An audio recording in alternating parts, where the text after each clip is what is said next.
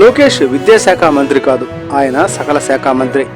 లోకేష్ తన విద్యాశాఖను మాత్రం ఉద్దేశపూర్వకంగా భ్రష్టు పట్టించారు. కూటమి ప్రభుత్వం నిర్వహించిన మెగా డిఎస్సి అవకతవకలు అవినీతిమయంగా మారింది.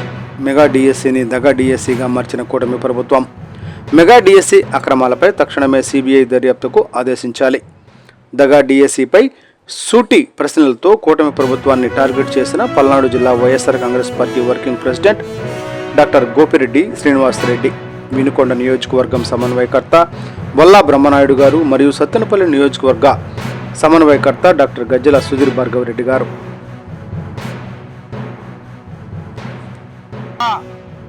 లోకేష్ గారు తెలిసినా ఎందుకు మౌనంగా ఉన్నారు? దాని మీద ఎందుకు చర్యలు తీసుకోలేదు? మొట్టమొదటి ప్రశ్న. రెండో ప్రశ్న, అసలు మెరిట్ లిస్ట్ ఎందుకు రిలీజ్ చేయలేదు? మీరు మెరిట్ లిస్ట్ రిలీజ్ చేయకుండా ఎవరికైతే ఉద్యోగాలు వస్తాయో వాళ్ళకి ఎస్ఎంఎస్లు పంపించి వాళ్ళకి కాల్ లెటర్లు, జాయినింగ్ లెటర్లు ఇచ్చేశారు.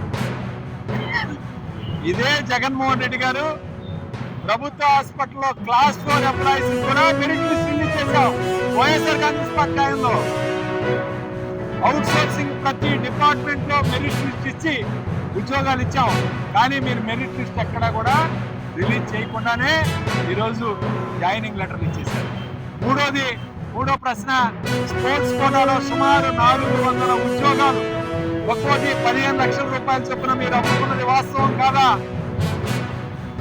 ఏ విధమైన ఆటలు ఆడని వాళ్ళని స్పోర్ట్స్ సర్టిఫికెట్ ఇప్పించి మీ ఆధ్వర్యంలో ఈ యొక్క స్పోర్ట్స్ కోటాలో ఉన్న 450 పోస్టులు మీరు అమ్ముకున్నది వాస్తవం కాదా?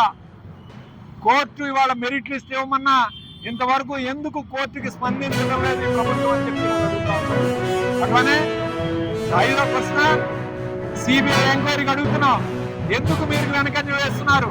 ఈరోజు సిబిఐ ఎంక్వైరీ కావాలి దీని మీద అని ఈరోజు మేము ప్రశ్నిస్తున్నాం. లోకేష్ గారు, మీరు విద్యాశాఖ మంత్రి తీసుకున్న తర్వాత విద్యాశాఖను పూర్తిగా బస్టు పట్టించే కార్యక్రమం. నేను ఒకటే చెప్తాను, నాడు నేడు కింద జగన్మోహన్ రెడ్డి గారు పనులు ప్రారంభించిన స్కూల్స్ లో ఇప్పటి వరకు నాడు నేడు మీరు పూర్తి చేశారా? ఉదాహరణకి మున్సిపల్ హై స్కూల్ నర్సరావుపేట, ఇందులో దాదాపు 2000 మంది విద్యార్థులు చదువుతున్నారు.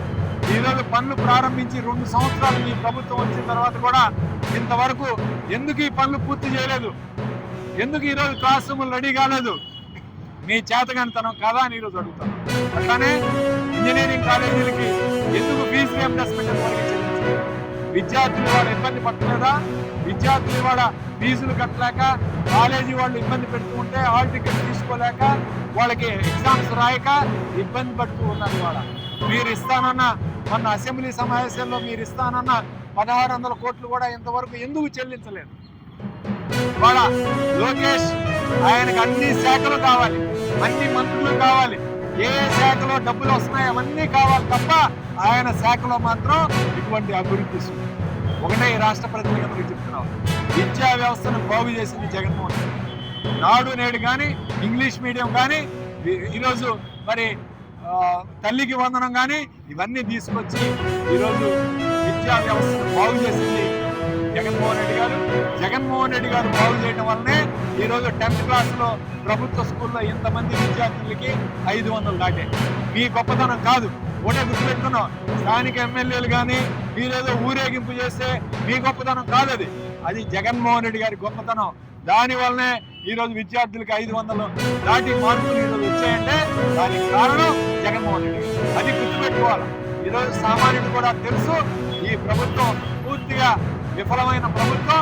ఈ ప్రభుత్వం మహానాడు చూసాం, అట్టర్ ఫ్లాప్ అయింది మహానాడు. ఒక్కొక్క వేదికల్లో 11 మంది, 15 మంది, 20 మంది ఉన్నారు తప్ప ఎక్కడా కూడా మహానాడికి ప్రజలు లేరు అనేది వాస్తవం. ఖచ్చితంగా మహానాడే తెలియజేస్తుంది ఈ ప్రభుత్వం, ఈ పార్టీ ఘోరంగా విఫలమైంది. ఖచ్చితంగా జగన్మోహన్ రెడ్డి గారు మళ్ళీ ముఖ్యమంత్రి ఖాయమని తెలియజేస్తూ